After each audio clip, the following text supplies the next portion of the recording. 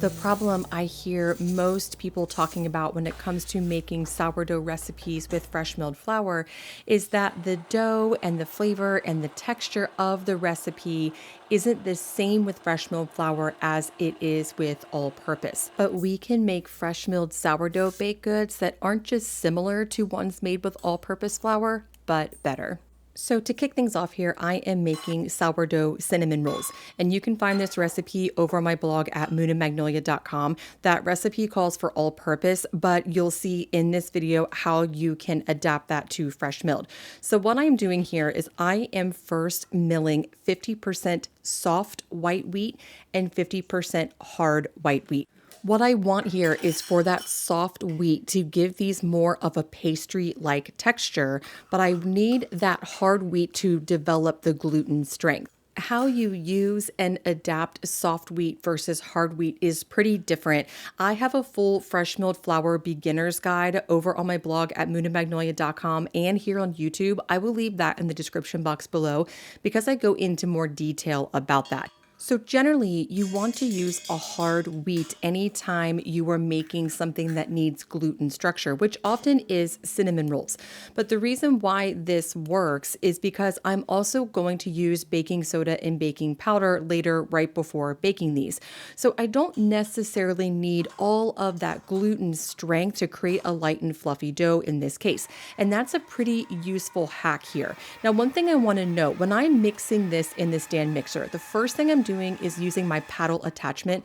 I have found that when I use fresh milled flour, it's really hard to bring that dough together with my dough hook. So first I use the paddle attachment just to combine everything, and then I switch over to my dough hook, and that has been a game changer.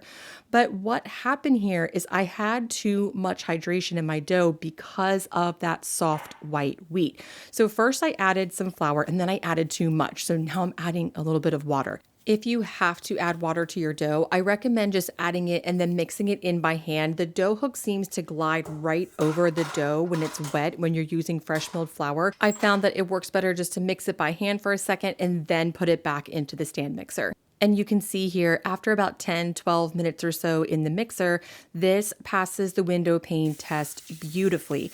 I hear a lot of people talking about how they can't get their fresh milled flour dough to pass the Windowpane test. And I can't be certain unless I actually see what you are doing, but almost all of the time, I think the issue is an imbalance of hydration. So there's usually too much water, at least what I have seen so far. So that's just something to keep in mind, that even with 50% soft wheat, I was still able to achieve the Windowpane test. I cold proofed this dough overnight because that's just how my schedule worked out. And now I am adding in the salt, baking soda, and baking powder. And just a side note, if you cold proof your dough, you probably need to let it come to room temperature before you can put it back in the mixer with those leavening agents. One of the things I want to note about this is that often fresh milled sourdough goods taste more sour because whole grain creates a more sour flavor, and cold proofing will make it taste even more sour. But if you use a more mild wheat, like a soft wheat and a hard white wheat, they already have a more neutral flavor, and I have not found, at least for my taste, that cold proofing those more mild flavors creates too much sour. Now, that, of course, that's just personal preference, but it's definitely something to experiment with. And the other thing that I think is important to remember here is that baking with fresh milled flour is baking with a different type of flour. It will very likely never taste just like all-purpose flour or have a texture exactly like all-purpose flour because it isn't all-purpose flour. They are different things. There are a lot of adjustments and tips and hacks you can do to make the flavor of fresh milled flour a little bit different, and you can definitely tailor it to your taste buds, but they are just different things. But you can see after baking, these turned out beautifully.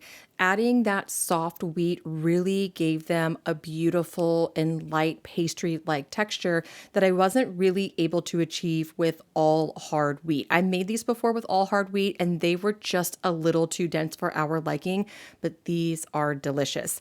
Now, the recipe for these actually on my blog has a really delicious cream cheese maple frosting. I did not make that on this particular day, but I highly recommend that you do because it is so delicious.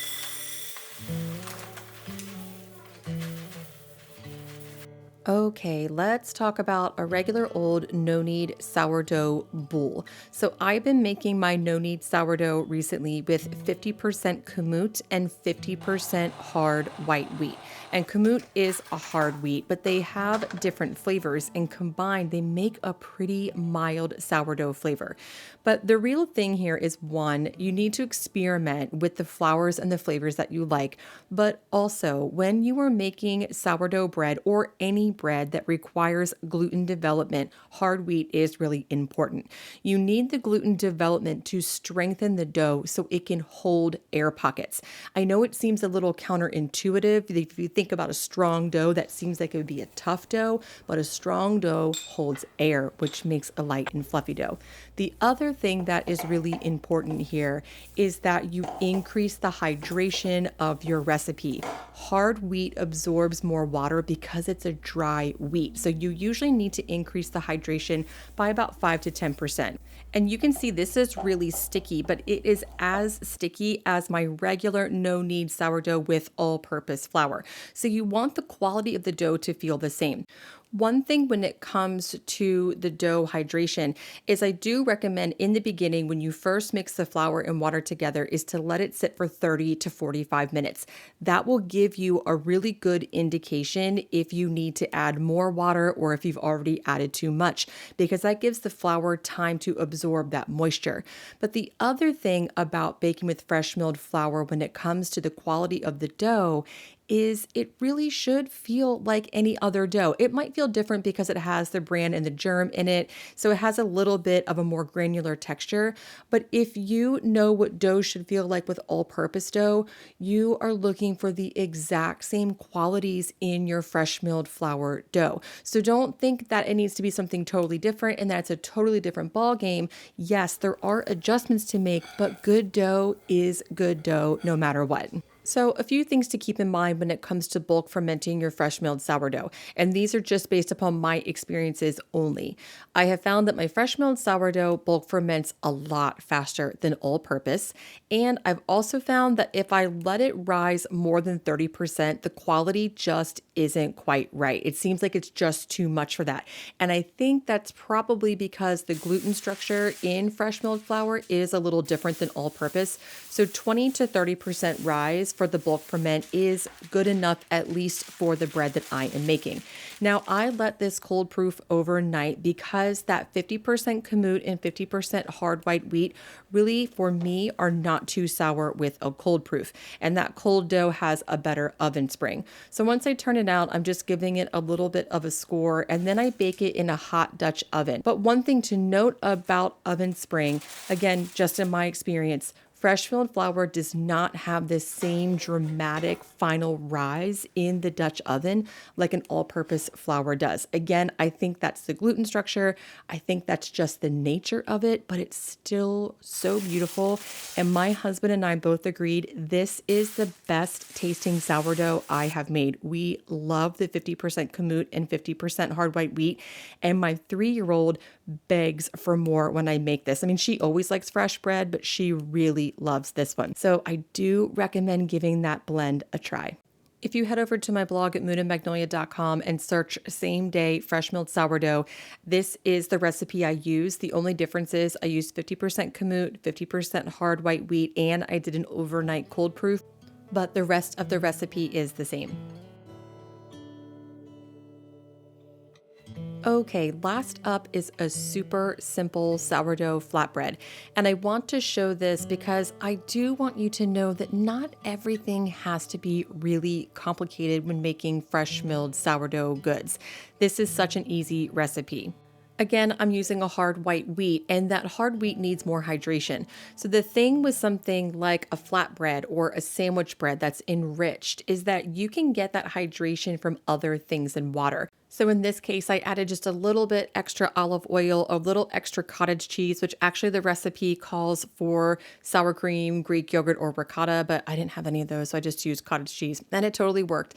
And I'm adding just a little bit extra milk. So you can increase the hydration in creative ways, and it's also fun to experiment with that. But you can always just keep things simple and just add a little bit extra water or milk.